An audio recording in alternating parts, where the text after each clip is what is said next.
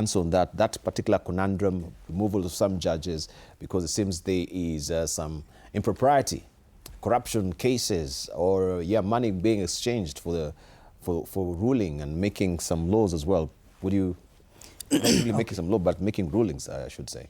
Okay, thank you so much, and apologies for coming late.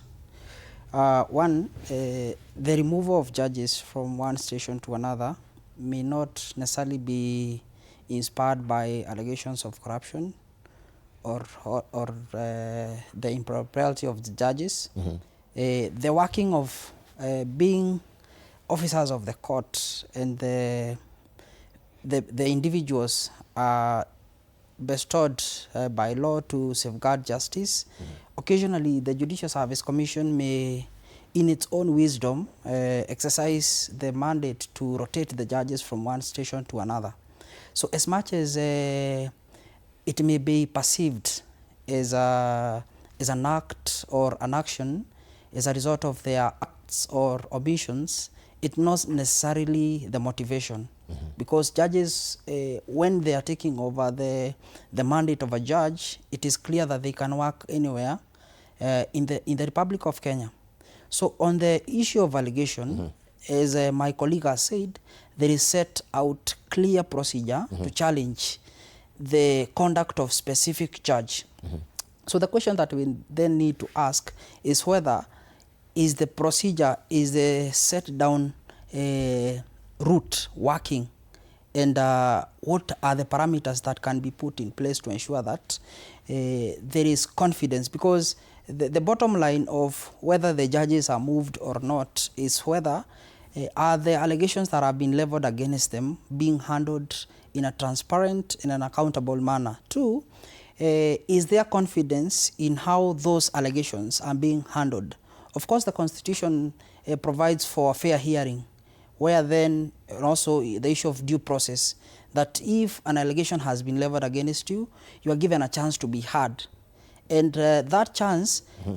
There is appropriate procedures and appropriate forum where that dispute ought to be ventilated. Mm-hmm. So then the question would be, if at all the change or rotation is as a result of the issues raised, mm-hmm. is that the solution to settle the public confidence that public may have on the issue of like jury pesa and the issue of judges being bribed, on the issue of the influence by the executive or the members of other organs of the government? I think as much as it is not the only or is not a parameter to measure whether a judge should be moved or not, the rotation happens because the judges can serve in any station. But are we talking about the rotation, or we're talking about the removal, right? There's a wall of a difference. I think that was not really the rotation of kin, yes. But that one really happens at the end of the day. But just the removal of some judges. And we saw this has been the smack dab of Judicial Service Commission that you mentioned, where also they sought the judges to submit some responses to these allegations.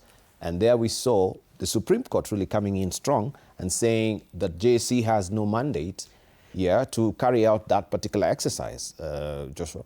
I think the fight is between the place of JSC in staking its mandate or stamping its authority over the issue of removal of judges, especially on the grounds of governance and corruption. And I think one of the complaints, if I'm to pick from where my colleague speaks about, procedure is in place. The problem then is the legal quagmire that arises out of court orders that holds back the JSC. Mm-hmm. Because the JSC has majority membership from the same judges. So there's a mix-up. Majority of the members of JSC are judges, serving judges. There's a representation of Court of Appeal, representation of Supreme Court, there's a representation of the High Court, there's a representation, I think, there's a representation of magistrates. The outsider ones are those appointed by the President, LSK, and what have you. So the challenge has been, where is the place of JSC to exercise its independence, especially on the issue of removal of judges, so that quite a number of judges that have faced the JSC have successfully sought orders at the High Court level all the way to the Supreme Court that stops the JSC from executing their disciplinary and removal of some kind. And in fact, the accusation, I remember, if I'm to refer to the last 2-3 cases, there was a case whereby there was a complaint that the judges at the High Court were kind of hamstringing the JSC from exercising its mandate over the same. So what I think would be important, and that's why you saw the campaign went online, led by former LSK President Senior Counsel Nelson Harvey, as well as Abdel Nasser. They picked on that because they felt that there's a chokehold. There is no way out through the JSC. The JSC cannot act. In fact, the accusations were two from. One, they were stating that JSC seems to be disinterested. JSC seems not to have the fangs to bite. And also say that quite a number of complaints have been lodged with JSC, but they're just still stuck, lay there in abeyance, nothing much happening. At the same time, of course, JSC would fight back and say, no, we have court orders that stops us from continuing with these matters. So becomes like a stalemate kind of a situation. And then that particular campaign then went online, more or less like enjoining the public into this, where even at some point it was felt, could it be a case of personal vendetta? And I think the approach that was taken by the two senior counsels was now an attack on judiciary whole scale, with the point of focus being the Chief Justice, where she was now being accused of creating a system that sanitizes malpractices and protects, more or less like a brotherhood of a kind, protects the purported corrupt judges, and importantly, offering no leadership at all when it comes to issues touching on corruption. And that's how they christenized as, whatever, they gave it the name of jurispesa, meaning that you buy whatever, our jurisprudence is pegged on the amount of money placed on the table. For some reason, that campaign worked in the sense that it caught the attention of the judiciary. In one case, you saw Abdel Nasser himself being banned from appearing before the Supreme Court because he said he's been out there maligning the name and the stature of the Supreme Court. Why then should he appear before? But then it moved and morphed into this kind of a campaign that ultimately there was a sense of, okay, can it be talked over? Judiciary does not operate within the sphere of politics, for example, where you have, if it's the executive and the legislature, they always settle their scores out there in the public. They feel that judiciary may have its decorum, maybe a different approach. And you could see a bit when the senior counsels were being, the new lot of senior counsels were being conferred their respective positions, there was a reproach of some kind, which then involved the same senior counsels, involved the Chief Justice. And out of it, I think there was a case of commitment from the Chief Justice that one, they would wish to let JSC operate. Number two, they would wish to limit the number of litigation that stops the JSC from exercising its mandate. Yes. So for me, it's a case of what Nyamori had mentioned when he said a long way to go. It may be a case of entrenching this practice of JSC having a free hand. So it's more of a practice rather than the law or the procedure. Now that we have the institution of JSC, we have a procedure set for how disciplinary comes to be.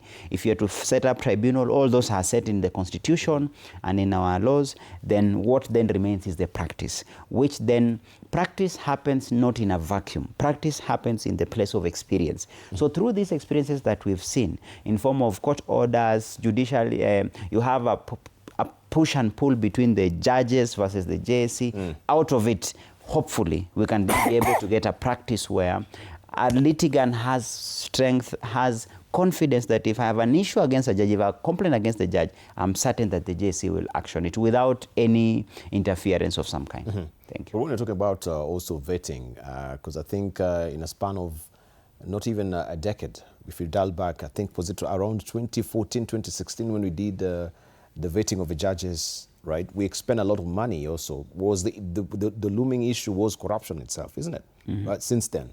How come there is a seeping of corruption into the judicial system itself in the country, where we expect a very well-killed or even killed They normally call her the Lady Justice, who's blind, because you are supposed to be holding that balance on a very even keel, right? So how do we even trust this particular arm of government, even when we're heading to the general election 2027, especially in the electoral disputes resolutions? Eribal, my view is that corruption is a social problem in Kenya, and it affects the entire society. And I hold the view that it is important that as a society we develop systems to, fight it and purge it, to prevent it. And that all the arms of government are, have risks of corruption, entrenching itself if systems are not strong. In my view, the ongoing, clashes that you've talked about between the judges and the JSC and, litigating counsel and members of the public is important to be able to bring out the issues that need to be tackled. And one of those issues is the issue of corruption that Senior Counsel Abdul Nasir then christened Jury Pesa.